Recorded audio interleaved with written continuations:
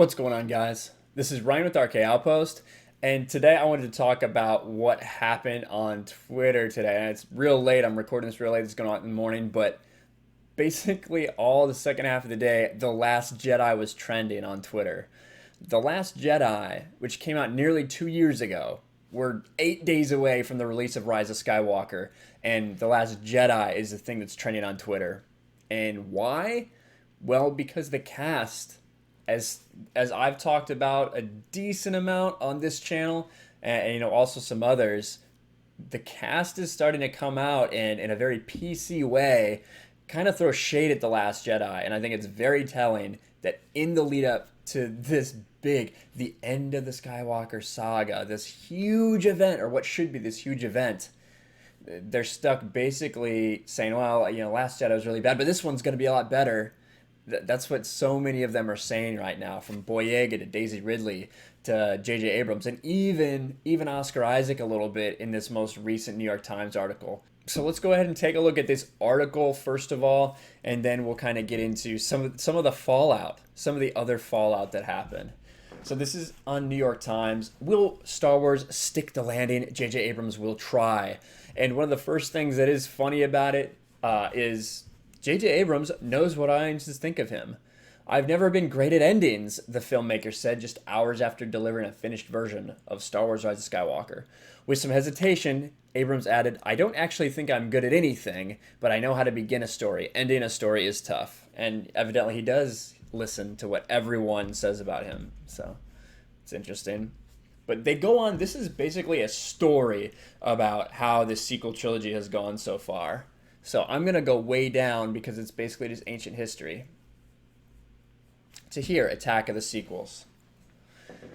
Amid the frantic casting, writing, construction needed for The Force Awakens, Kennedy went to Abrams with a further proposition. Would you like to tackle episodes 8 and 9 as well? Abrams said, you must be nuts. Instead, episode 8, titled The Last Jedi, was written and directed by Rian Johnson. In its story, the Force Awakens heroes were separated from one another, confronting personal roadblocks on individual journeys, and the actors found it just as challenging to make. The characters were very frustrated, and it felt that way, Isaac said. You felt the difficult energy of those scenes figuring that stuff out.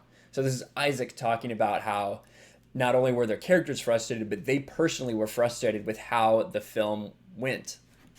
How it was filmed, at least.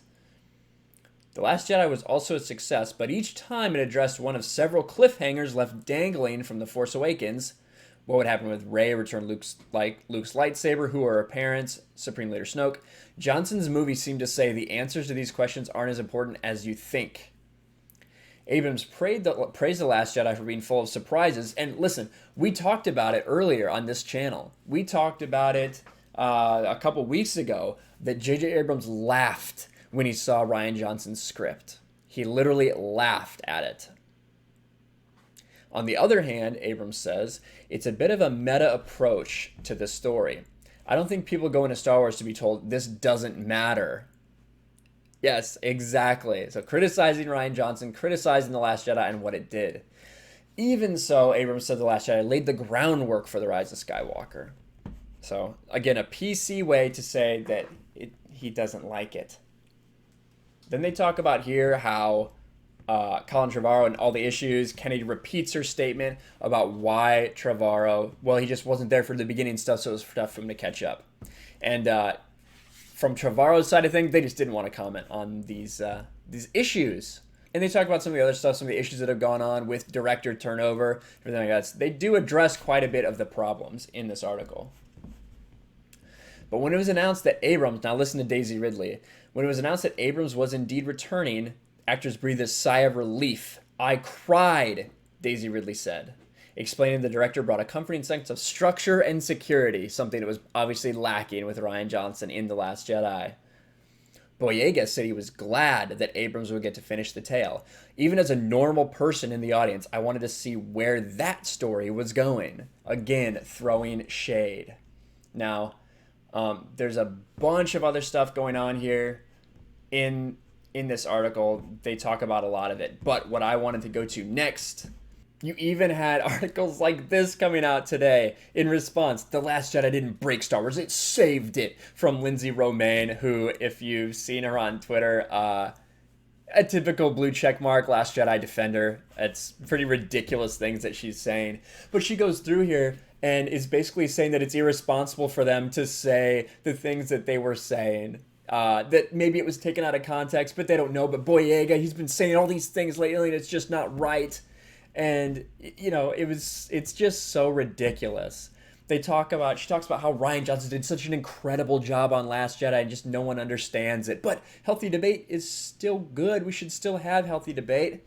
And I can't read through all this because it is just, it's just so cringe. I'm not going to be able to do it. But if you do want to, if you want to laugh at it, I'll go and I'll put the archive link so she doesn't get a click on Nerdist because we wouldn't want that. But I'll go ahead and put an archive link in the description.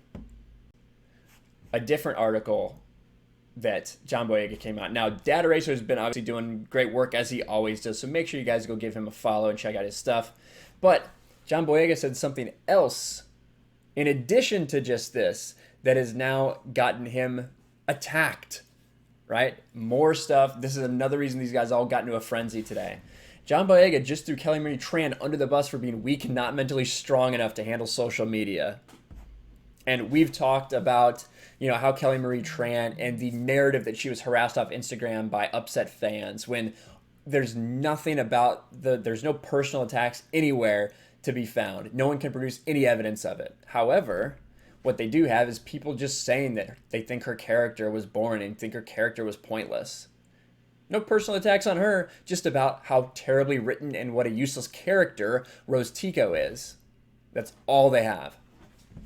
But anyway, they get asked here. It's sort of a double-edged sword. You can get really great engagement, but then there's what's happened to Kelly Marie Tran and the small subset of people who are very vocal and very negative having to navigate that. This is a question coming to him.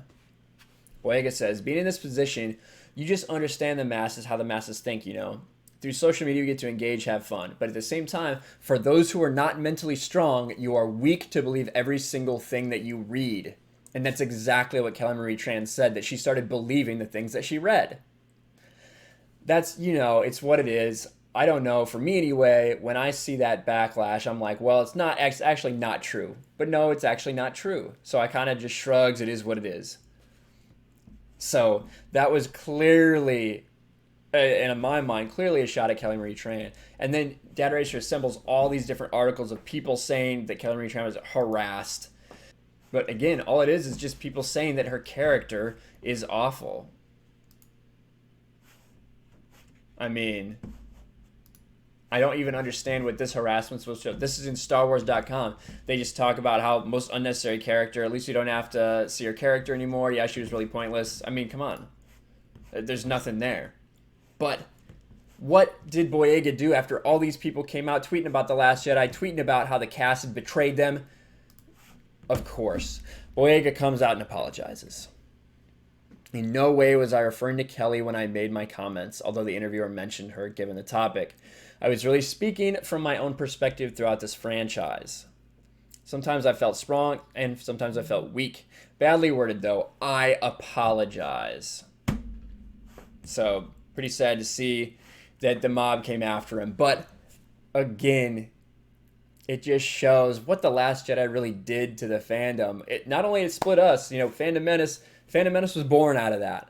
Now it's splitting the people that are actually still fans of what Disney has going on. And how dare you say anything against The Last Jedi, or else they're going to come after you, which they did to all the actors today, including John Boyega when they found that. Not only has John Boyega been throwing shade, but he said that thing, and it appeared to reference Kelly Marie Tran, and they freaked out. They were in his mentions, of course, and he apologizes. He kowtowed to them, which is sad. But Rise of Skywalker's coming soon, but we still can't get past Last Jedi. Not a great thing if you're Lucasfilm. In my mind, I feel like you'd want people talking about how awesome Rise of Skywalker is going to be, but we just have all these mad leaks, but that's for a different video. What do you guys think about all this Last Jedi stuff that happened yesterday? Let me know in the comments below. Make sure you subscribe, smash the like button, ring the bell for notifications, and I'll talk to you guys later.